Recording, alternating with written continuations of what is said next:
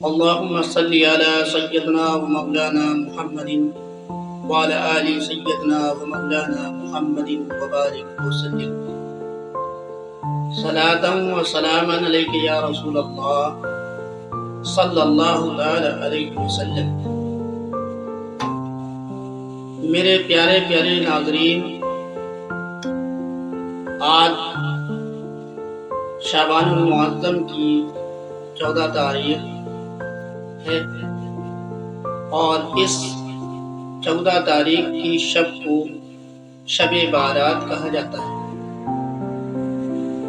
اور آج ہم اپنے اقربا کے قبروں پر جاتے ہیں اور فاتحہ وغیرہ پڑھتے ہیں۔ یہ بات ہمارے آقا صلی اللہ علیہ وسلم سے ثابت ہے کہ شب بارات کے دن یا رات میں اپنے اقربا کے قبروں پر جانا چاہیے، کیونکہ حضور صلی اللہ علیہ وسلم خود جنت البقیع میں تشریف لے جاتے اور کچھ وقت وہاں گزارتے، ان تمام مدفون لوگوں کے لیے ایصال و ثواب کے لیے فاتحہ وغیرہ پڑھتے تھے۔ ہم آج بڑی گمراہی میں اپنی زندگی کو بسر کر رہے ہیں۔ ہمارے یہاں جہالت بہت ہو گئی ہے۔ جب کوئی بات ایسی آئے گی تو اس میں فتوے اور تقوے اور قرآن اور حدیث اور یہ وہ سب باتیں کریں گے، وہ اپنے عمل کو نہیں دیکھیں گے کہ ہمارا عمل کیا ہے۔ اپنی ضرورت کے لیے تو ان کے لیے ہر وہ چیز جائز ہو جاتی ہے اور ہر وہ چیز ان کے لیے صحیح اور درست ہو جاتی ہے، لیکن جب دین کی بات آتی ہے تو اس سے بہت کوسوں دور وہ پیچھے نظر آتے ہیں۔ جیسے ہمارے یہاں شب برات کے دن گھروں کی اچھی صفائی ہونی چاہیے، خوشبو وغیرہ گھروں میں لگانی چاہیے، روشنی کا انتظام کرنا چاہیے، اور اچھا کھانا پکا کر کے اپنے بزرگوں کی فاتحہ نیاز وغیرہ کرنا چاہیے، کیونکہ اس رات کو اللہ جل شانہ تمام روحوں کو آزاد کرتا ہے اور وہ اپنے اپنے اقربا کے گھروں کو جاتی ہیں، اور جو ان کے لیے ایصال و ثواب پیش کیا جاتا ہے تو اسے لے کر خوشی خوشی اللہ جل شانہ کے پاس واپس لوٹتی ہے۔ اور جن کے یہاں کچھ ہوتا نہیں ہے تو ان کی اقربا کی روحیں مایوس ہو کر واپس جاتی ہیں۔ لہذا ایسا بالکل نہ کریں، اپنے گھر کو خوب صاف رکھیں، خوشبو وغیرہ لگائیں، اچھا کھانا وغیرہ پکائیں اور اپنے بزرگوں کی فاتحہ پیش کریں۔ اس میں آپ کا بھی ثواب آپ کو بھی ملے گا اور اس کا اجر لوگوں کو بھی ملے گا۔ اور آج کی شب کو شب بارات یوں ہی نہیں کہا جاتا، بلکہ آج کی شب اللہ جل شانہ چوتھے آسمان پر آتا ہے اور اپنے بندوں سے براہ راست مخاطب ہوتا ہے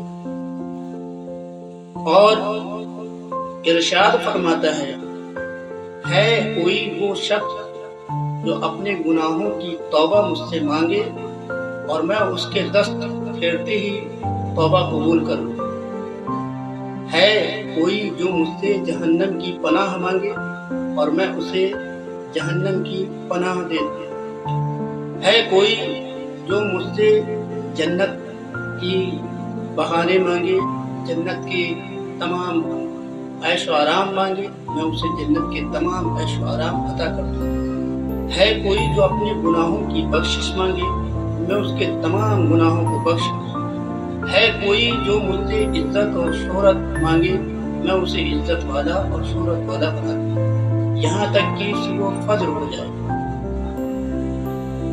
اس رات کو سرکار دو عالم صلی اللہ علیہ وسلم استغاثے کی رات فرماتے ہیں، یعنی توبہ والی رات فرماتے ہیں۔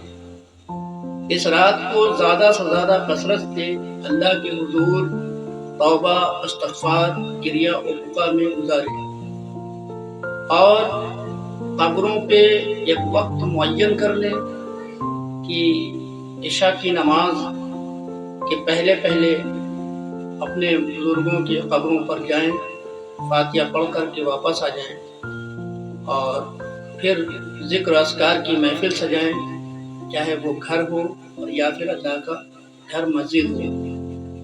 رات بھر ذکر اذکار کی محفل سجائیں، اپنے رب سے گریہ و بکا کریں، تمام گناہوں کی معافی مانگیں، اللہ تعالیٰ معاف فرمانے والا ہے۔ اسی رات کو اللہ جل شانہ تمام لوگوں کے نامہ اعمال کو بھی دیکھتا ہے، اور کس کو کیا دینا ہے، کیا لینا ہے، کس کے حصے موت آنی ہے، کس کے حصے زندگی آنی ہے، اسی رات کو کر دیتا ہے۔ یوں کہہ لیں کہ یہ فیصلے کی رات بھی کہی جاتی ہے، اور اس دن کی بڑی فضیلتیں ہیں اور بڑے واقعات ہیں جو بہت سے علماء دین سے سنا ہوگا کہ اس دن شب بارات کے دن حضرت اویس کرنی کا فاتحہ بھی ہوتا ہے اور حلوے میں ہوتا ہے۔ بہت سے لوگ اس کو نہیں مانتے، اس پر اعتراض کرتے ہیں کہ یہ قرآن اور حدیث سے ثابت نہیں ہے۔ تو میرا تو اتنا ہی کہنا ہے کہ اگر ثابت نہیں ہے تو کیا ہوا؟ کیا یہ اچھی بات نہیں ہے کہ ہم اپنے بزرگوں کے ساتھ اللہ کے محبوب ولی کو بھی یاد کر لیں، ان کو بھی اپنے بزرگوں کے ایصال و ثواب کے ساتھ شامل کر لیں؟ تو کتنی ہی بہتر بات ہے۔ حلوہ بنانا بھی ہمارے لیے درست ہے۔ شب بارات کے دن حلوہ بنا یا نہیں بنا یہ تو بات کی بات ہے۔ سرکار دو عالم صلی اللہ علیہ وسلم کے عشق میں حضرت اویس کرنی نے اپنی ساری زندگی گزاری، اور جنگ احد کے موقع پر آقا علیہ السلام کا ایک دندان مبارک شہید ہوا تھا۔ آپ کو جب خبر لگی تو آپ نے ایک دندان شہید کیا اپنا۔ کچھ دیر تک سوچتے رہے، پتہ نہیں میرے آقا صلی اللہ علیہ وسلم کا کون سا دندان شہید ہو۔ تو انہوں نے ایک ایک کر کے سارے دندان شہید کر دیے۔ یہ حضور کا ان کے لیے سچا عشق تھا۔ میرے آقا صلی اللہ علیہ وسلم کا ایک دندان شہید ہو گیا، انہوں نے سارے دندان شہید کر دیے۔ اور جب اپنے گھر واپس لوٹے تو والدہ نے دیکھا تو چہرے سے خون نکل رہا تھا۔ پوچھا کیا بات ہے، کیا کسی نے آپ کو تکلیف تو نہیں دی، ایذا تو نہیں پہنچائی؟ انہوں نے سارا واقعہ حضور صلی اللہ علیہ وسلم کے دندان کا بیان کیا، اور پھر آپ نے بتایا کہ میں نے آقا علیہ السلام کی دندان مبارک کے اس شہید ہونے کی وجہ سے میں نے اپنے سارے دندان شہید کر دیے۔ والدہ بڑی خوش ہوئی، اور انہوں نے اپنے بیٹے کا چہرے کا بوسہ دیا۔ اب اویس کھائے گا کیا؟ تو اویس کی ماں نے جو کے آٹے کا گیلا گیلا حلوہ بنا دیا۔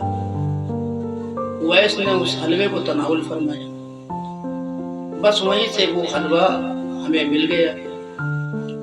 اب کوئی اس پہ اعتراض جتائے تو وہ اس کا علم ہے، اس کا اپنا ایمان ہے۔ ہمارے لیے تو یہ کیا کم بڑی بات ہے کہ ہمیں سرکار دو عالم صلی اللہ علیہ وسلم کے عاشق کے صدقے میں حلوہ ملا، تو ہمارے لیے تو سب درست ہے۔ ٹھیک اسی طرح جس طرح عبدالقادر جیلانی کو، بڑے پیر صاحب کو 11ویں شریف کا مبارک مہینہ ملا، کیونکہ وہ ہمارے آقا صلی اللہ علیہ وسلم کی پیدائش کا مبارک مہینہ، یعنی ربیع الاول کا مبارک مہینہ बहुत धूमधाम से मनाया करते थे और 12 तारीख को जुलूस मोहम्मदी निकालते थे। तो अल्लाह ताला ने अपने महबूब के आशिक की इस अदा को देखकर इतना खुश हुआ कि उन्हें 11वीं शरीफ अता कर दी। इसी तरीके हजरत उवैस करनी के इश्क ने उन्हें हलवा अता कर दिया।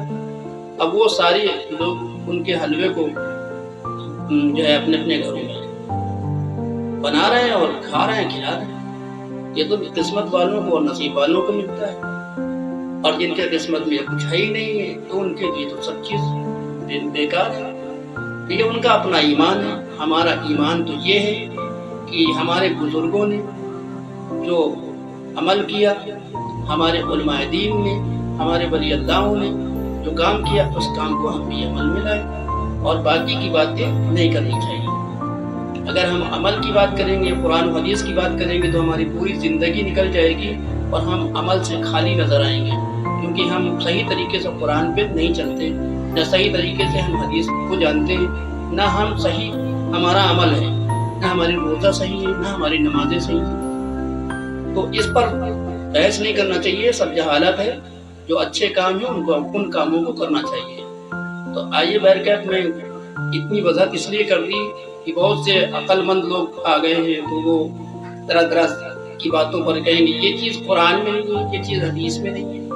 उनको जवाब देना बड़ा मुश्किल होता है। तो जो चीजें अच्छी हैं, दीन में हैं और कोई गुनाह नहीं है, तो उनको आप करें। बाकी शब बारात को पहले के ज़माने में पटाखे वगैरह बहुत छूटा करते थे। आज जैसे जैसे इल्म आगे बढ़ा, उलमाए दीन ने उस पर रोशनी डाली, तो वो ख़त्म होता चला गया। लेकिन अभी भी बहुत सी कमियां हैं। जैसे पहले पटाखे छुड़ाए गए थे तो किस लिए गए थे?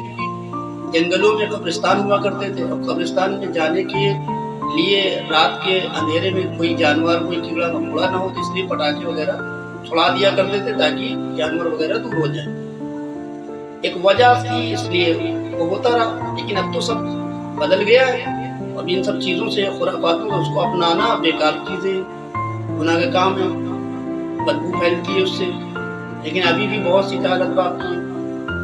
अब वो चीज़ें ख़त्म होते होते अब यहाँ पर ये आ गया है कि बस ले लेंगे अगरबत्ती का पैकेट और फूल वगैरह लेके और गाड़ी में बैठ करके रात भर कब्रिस्तान की गश्त लगाना, ये भी अच्छी चीज़ नहीं है।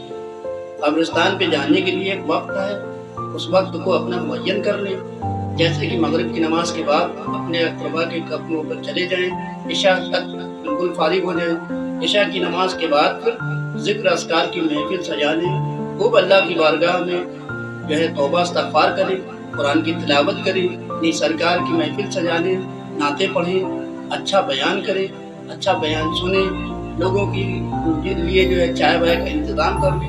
तो चीज़ें अच्छी हैं और आपके हक में भी अच्छी होंगी। तो आज का वीडियो बस मेरा इतना ही रहेगा। अगर मेरे वीडियो में कोई कमी हो गई हो, कोई गलती हो गई हो, तो उसके लिए भी मैं आप सबसे माफ़ी चाहता हूँ। तो देखते रहिए मेरे इस चैनल इंडियन फ्रेंड्स को, और ज़्यादा से ज़्यादा मेरी अपील है आप सबसे कि आप मेरे चैनल को सब्सक्राइब करें और मेरे वीडियो को शेयर करें, लाइक करें।